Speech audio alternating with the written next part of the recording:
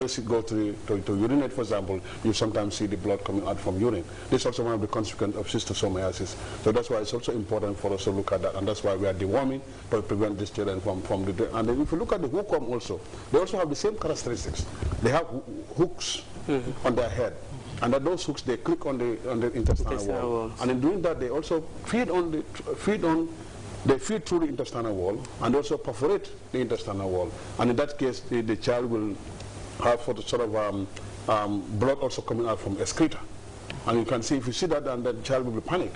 But these are all part of the consequences of the hookworm.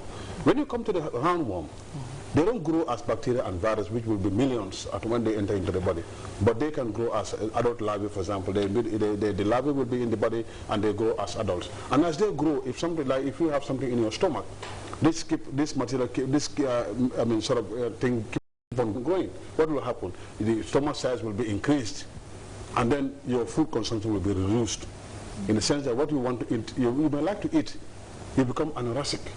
You don't have appetite, and then because the number of the worms are increasing in your stomach, and your stomach size is also increasing, you have abdominal pains, you have diarrhea, you have vomiting, and also you are not eating, and you have reduced intake of food.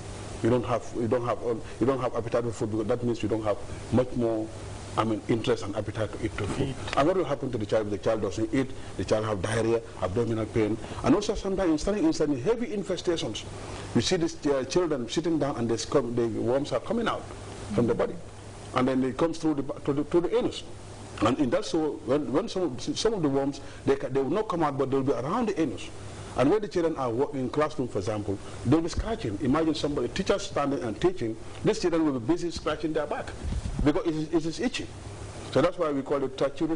These are whipworms, because that's what they cause. But for the roundworms, they can cause discomfort in the abdomen, and then the child can be there, the stomach will be there, there'll be abdominal pain, the child will not talk to the teacher. And it's also important for us to look at that. These worms, if we are able to eradicate them.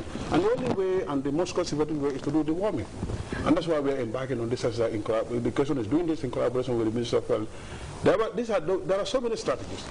We talked about capacity building, which had already been taking place a long time ago. Teachers have been trained, with the help of the health workers, they've been trained, and they're able to do this deworming exercise at their own level. This was first round was done, and we're in the second phase. And then you can look at the other, for example, the other strategies about provision of this deworming. And this is also going alongside with hygiene education.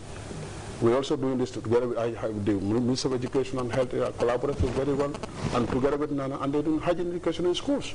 And also water resources also coming up to provide water facilities for the school, for us to be able to reduce the prevalence of worm infestation in schools.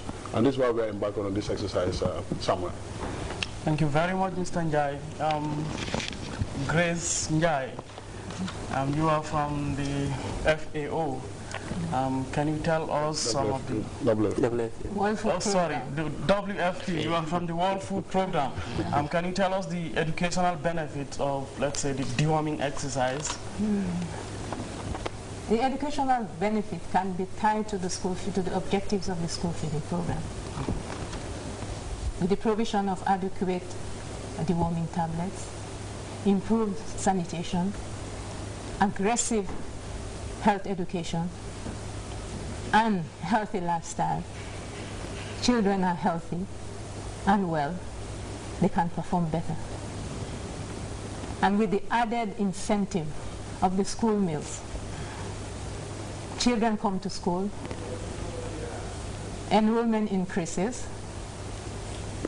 absenteeism reduces, the nutritional status of the beneficiaries are enhanced, and then they perform better.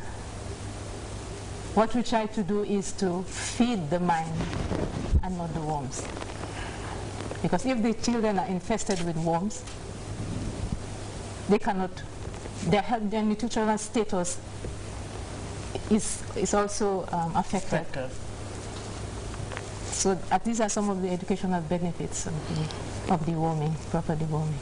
And it also should be systematic. There's no point providing them with the tablets once a year. It should be every 6 months in the case of soil transmitted, and for schistosomiasis a year.